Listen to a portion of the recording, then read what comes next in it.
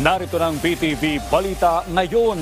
Paiigtingin pa ng Land Transportation Office ang pagpapatupad ng no registration, no travel policy sa lahat ng mga bumabiyaheng motorsiklo sa bansa.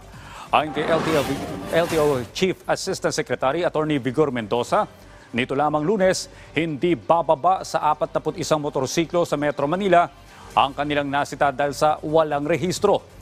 Napagalaman din ng ahensya na may ilang pasaway na rider ang hindi rehistrado ng hanggang 5 taon. Sa ngayon, inatasan na ni Mendoza ang lahat ng LTO Regional Directors na makipag-ugnayan sa Philippine National Police at Traffic Enforcement Units ng mga LGUs upang paigtingin ang kanilang operasyon. Layo ng kampanya na masigurong pumasa sa roadworthiness inspection ang mga bumabiyaheng motorsiklo.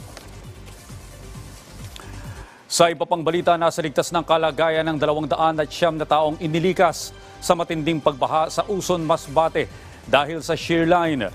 Nasa 42 mga mag-anak naman ang inilikas sa barangay Magsaysay.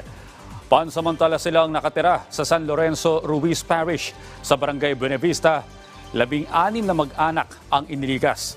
Pansamantala silang nanunuluyan sa Uson Evacuation Center. Sa kabuuan, nasa 267 mag-anak ang naapektuhan ng pagbaha sa lugar. At yan ang mga balita sa oras na ito. Para sa iba pang update, i-follow ilay kami sa aming social media sites sa @PTVPH. Ako po si Audrey Goriseta. Magandang umaga.